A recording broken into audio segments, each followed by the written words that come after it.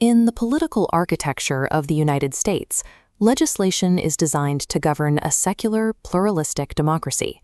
Yet in 1991, President George H.W. Bush signed United States Public Law 10214, a joint resolution that formally anchored the nation's ethical heritage in an ancient religious text. The text of the resolution cites a historical tradition of ethical values and principles which are the basis of civilized society. It then explicitly identifies those principles as the 7 Noahide laws. In this moment, a secular republic, historically rooted in the separation of church and state, utilized a highly specific rabbinic doctrine to define the parameters of universal morality. Within classical Judaism, the Sheva Mitzvot B'nai Noach, or the 7 Laws of Noah, articulate a minimal moral code. According to rabbinic tradition, these obligations are binding on all human beings simply by virtue of their shared descent from the biblical figure of Noah.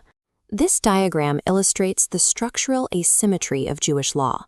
On one side, the nation of Israel is bound by a network of 613 specific commandments. On the other side, the rest of humanity is held to a baseline of exactly 7. The Noahide Code operates as an intricate halakhic mechanism.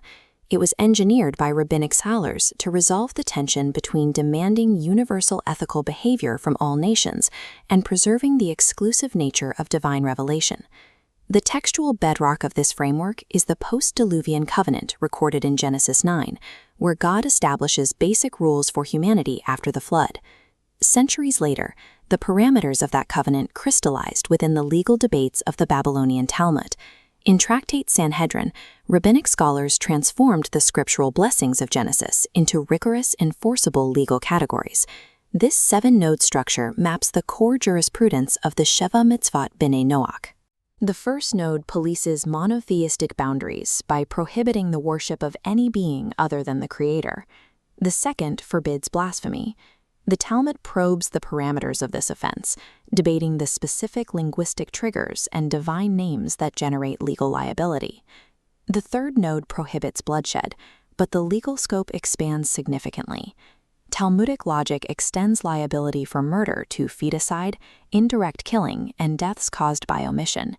In several interpretations, the standard applied to non-Jews under this code is stricter than the equivalent laws governing Jews.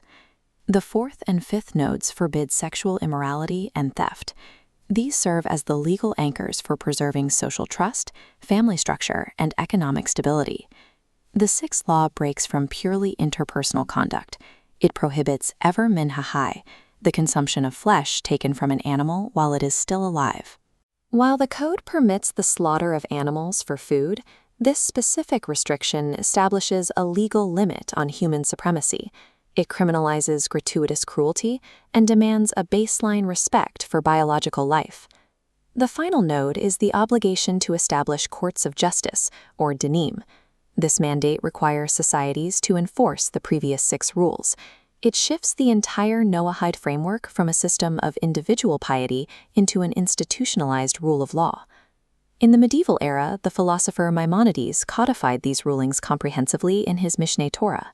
His codification forces an epistemic question to the surface. If these 7 laws are binding on non-Jews, how do they know them, and what is the source of their obligation? This conceptual scale illustrates the first half of Maimonides' synthesis. He concludes that the Noahide laws map onto human nature and are accessible through autonomous rational investigation.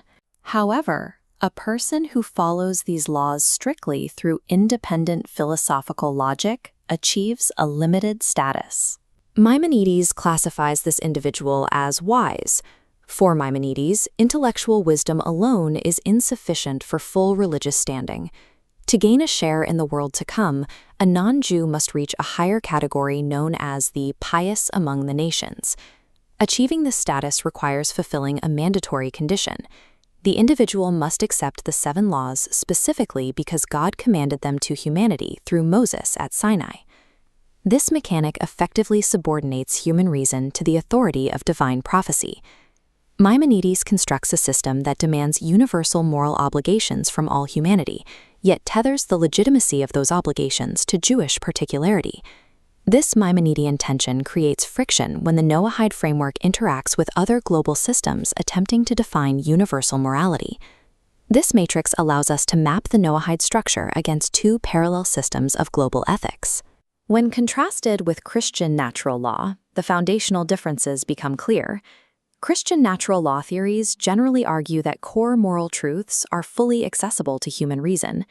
Noahide law requires adherence to the covenantal narrative of Sinai to hold religious validity. The third column represents Islamic fiqh, which protects a universal baseline through Maqasid al-Sharia, the safeguarding of religion, life, intellect, lineage, and property. The application of these systems reveals a structural divergence.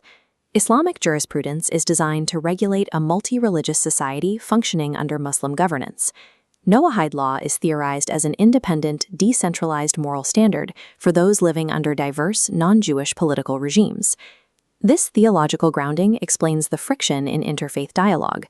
Theocentric Noahide prohibitions, such as those concerning blasphemy, often diverge from modern secular frameworks of human rights and free expression. Despite these theological tensions, the Noahide framework has steadily migrated from ancient academic texts directly into our modern lived reality. The late 20th century saw the emergence of a self-conscious B'nai Noach movement. Non-Jewish communities globally began explicitly adopting the Seven Laws, largely driven by outreach from Orthodox organizations, particularly Chabad Lubavitch. The Lubavitcher Rebbe, Menachem Mendel Schneerson, issued a global mandate urging his followers to publicize the Noahide laws to all nations. This mandate is deeply intertwined with the Kabbalistic concept of tikkun, the process of repairing a fractured world. In Hasidic theology, Gentile adherence to the Seven Laws transcends civil order. By aligning human conduct with the divine will, practitioners believe they are participating in the spiritual repair of creation. This alignment is an eschatological driver. The dissemination of the Noahide Code is intended to integrate the nations into a broader teleology, actively preparing the world for the Messianic era. As this theology expands into the public square, it faces academic and ethical scrutiny. Critics point to the structural asymmetry of the code.